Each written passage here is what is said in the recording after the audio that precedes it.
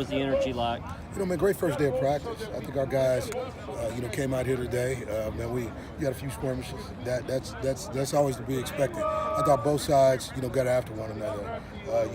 What you can see is that this group has got a lot of offensive leadership and, maybe some defensive guys that are hungry to try to erase some things. So I thought it was a good first day of practice. A lot of fundamentals, a lot of special teams work, man, with some group work and some red zone work. So it was a good first day of practice. I'm proud of these guys. Who filled in linebackers and DL coach, and what's your reaction to that? Well, it starts with the idea. Chris Marv's a Vanderbilt man. Chris Marv has been here 11 years. So when you look at, where he was academically, and then when he came back as a GA to a quality control coach to a position coach, man, Chris always did a great job of investing in his guys, getting that group better, and he leaves this place better than the way he found it. So, for me, I'm thankful, for that opportunity for him. Jason Tarver filled in. Jason Tarver's going to coach the inside backers throughout the spring. Tate Benton's going to coach the outside backers. So that's part of what we've done. At the end of the day, I believe, just like I gave Chris Marv a chance, I'm giving Tate Benton a chance to go through spring and see exactly where he is. But Jason Tarver's coached the inside and outside backers. So for me, we didn't miss a beat today. It was just about playing ball. You talk about D-line. Nick Eason, has an opportunity to go to Cincinnati Bengals, and I'm excited for him. And he's going to the Cincinnati Bengals as a D-line coach, and it just means that you're getting the right guys. I truly believe when people come and cherry pick the staff, and I've had my staff cherry pick enough over the years. For me, it's always about the next man up. Nick was good. Right now, Javon Hay, is coaching the D-line. He's going to coach the D-line for 15 practices. We could call it an on-the-site job interview because that's exactly the way I see it. For those trying to send me resumes, for right now, I got a D-line coach, and I'll worry about, what I'm going to do D-line-wise after 15 spring practices. But was Marv's opportunity just better financially, better way he could move up in the ranks? What was the specific reason, if you can say? Well, I'll let that come out when it comes out. I think for him, it wasn't about money, okay, man, and it was about advancement. Opportunity, man, to get a different title, like in this deal, and I'm proud of him. I'm proud of him. He's going to be with somebody that he knows in this conference, with somebody that he played for, and now, man, he gets a chance to work with him. So, again, I thank Chris Marr for everything that he's done for the program. But for me, we move this thing forward. I'll make sure, man, just like I have with any, staff vacancies, I'll make sure I take my time. You guys will be guessing until the cows come home exactly what I'm going to do, and I'll make sure that I get it right because I think that's what I'm supposed to do. So I'm not going to rush into anything. And it's about coaching this football team for 15 practices. We'll do that, and then I'll turn my head towards trying to look at what I need to do. Did you have a longer heads up than when the news broke up yesterday? We found out yesterday about that, but did you know days before that you were losing those guys? Well, I had phone calls, I had interactions, and so with that being said, like I said, I've never stopped a guy from going anywhere. I've never stopped a guy from going anywhere. I think it's about, in this business, okay, man, you groom them, you grow them, and then they have their opportunities, and then you let them fly because it just allows you to get a new flock in and let's go. And that's the way this game is. Okay, if that wasn't the way it was, well, I probably wouldn't be here at Vanderbilt University.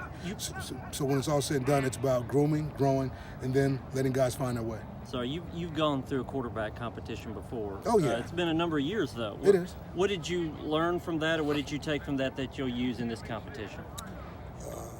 I think it's all about going down to the wire and figuring it out. People think that you want to make a decision. They're going to make the decision. I'm going to watch, in practices, and then we're going to bring it back to fall camp, and then I think you make a decision, based on, the production and what guys have done. I don't think you go any sooner than that because what you do then, in my opinion, is that you can take the edge off of competition, and I want this competition to go as long as I can, just so guys know and understand that for us, it's going to be about competing. Best man's going to win. How much do you shuffle the pieces on the offensive line, particularly between guards and center, to experiment with what you need to see this spring? I think you move it around a little bit, but I think for the most part, you're seeing Dan Dawkins, you're seeing Grant Miller at center. You get a chance to see, the guards work and see the rotation of guards. You saw, Shauna Wee or Shauna Moore in there. Playing guard. I think these guys are pretty much set. I think, the big idea is what's at tackle. You saw Jonathan Stewart out there, playing some left tackle, and you got a chance to see, gosh, man, I can't remember the young guy from Fort Lauderdale. But Steen. yeah, Tyler Steen, and you got a chance to see Tyler Steen step out there and take some good reps. So I just think these guys, like for me, whether it's Cole, whether it's Steen, whether these guys are going to have to compete. And what we're going to have to do is mix and match to see exactly what it is. But I think we've got O-line depth that we haven't had before, and I think we're more athletic on the offensive line. I mean, we may not have the game experience, but I think we have enough experience with Devin Cochran, Sage Young, man, looking at it. And then when you add a couple more guys in there, man, you're going to feel good about what this group looks like. Because Cole's played, a lot of snaps, and I feel good about where he is right now. Do you prefer him at tackle instead of guard, Cole? I think Cole's gonna have to be a swing player. I think it all depends on where we're at. It's always about putting the best players on the field, right? So I mean, if Cole's the best tackle, he's gonna be on the field. If he's the best guard and gives us depth at guard, then that's where he'll be. So we'll see. It's gonna be a huge competition there inside. So we'll see what it looks like. And I'll tell you after 15 practices, because I think on the O-line, after 15 practices going into fall camp, you got to solidify that thing. So guys learn how to work together as we get through fall camp, so we can be the team that we want to be. But right now, everything's up for grabs because all we're trying to do is learn about this football team right now. How unique is this quarterback battle? Because you have a guy in Deuce who's been here a while, has learned the system, has learned the ropes, and you also have a guy in Riley who is, who's a seasoned veteran from Ball State. Yeah, I mean, Riley hasn't done it here. So, man, he's done it at Ball State, and I think, I'm not going to, I think the experience, gives him a leg up because he understands football, but, SEC football looks a little different. So, for him, he's got to get used to the pace. I saw him get out there on a bootleg, and, he didn't realize it was Dio, and Dio was running stride for stride, closing the grass. So it's just a learning curve for him to know and understand that, okay, man, the speed's going to be a little faster. Man, you got to pick up your game. You got to process a little faster.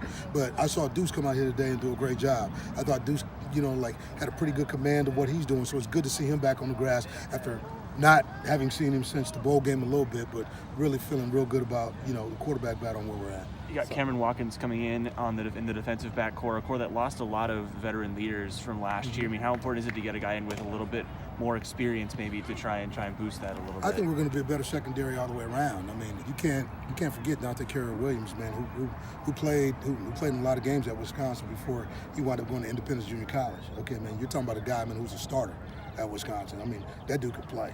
So, when I look at that with the possible addition of Cam and where we're going there, you think you got some good prospects for being able to replace Jawan Williams and make sure, man, that you can line up with some guys who've played football. Okay, maybe not in the SEC, but playing at Wisconsin and playing at that level is good. And when you look at Cam played at Illinois. So you're talking about guys who have played Power 5 football. So I think, man, we've got guys coming in, man, guys here and guys coming in, man, who are going to solidify the secondary. Along with the guys like Randall Haney, okay, like right now, and, Elijah Hamilton, who have to step up. Remember, those guys, I look at Elijah Hamilton. He's going into his redshirt junior year. That's when guys start to play their best ball. So I'm looking forward to seeing what it looks like. You have a lot of talent at receiver. Is there going to be an emphasis on 3 and 4 wide sets to make sure you got your best players on the field? Absolutely. But, I'm never going to forget about Pinckney. Okay, man, that dude got to touch the ball, man. I mean, I don't care how good those wideouts are. Those wideouts don't compare to what he can do. Yeah. He changes the game. But I do like our depth at wide receiver. It's probably as deep a core as I've had since I've been here. And that goes back to when we had, Trent and a couple of those guys, C.J. Duncan. This group is deep. They've played in games. They know how to get it. Now what we got to do is show, man, that we're as strong as we think we are. How much of a blessing is it for this team getting Pinckney and Vaughn to come back? Man, that's probably the best recruiting job, man, I did in 2019, getting those dudes to come back. When you look at the big three are going to lead the way and everybody else is going to follow. Defense has got to, play better, but this offense has an opportunity to be high-powered, and I saw some good things today, so I like what Jerry's doing. I was just saying, how will that offense evolve under Jerry? Oh, man, listen, if you go back, if you've done your research on Jerry Godowski at all, man, when you've seen him as a coordinator, I mean, he's waited his turn here. And if you look at what he did in New Mexico State, what he did at Ohio University, man, he's been spread before, and he understands the principles of who we are and who we need to get the ball to. So I think we got the best of both worlds because you have somebody that's not going to have to talk through. I don't have a coordinator coming in having to ask guys, okay, who's this guy, who's this guy. That's sort of the same thing I had to do in year 2. I mean, I turned it over to a guy who knows what's in the building. And when you have a guy that knows, who guys are in the building, it makes it much easier to get to the best parts of who you are. So, Jerry, I like the way practice went today, and I think it has everything to do with him understanding offensively what we have and who needs to touch the ball. He was talking to his guys a lot about getting the snap off quickly. Yes. Is that an indication you guys might be going more up-tempo this year?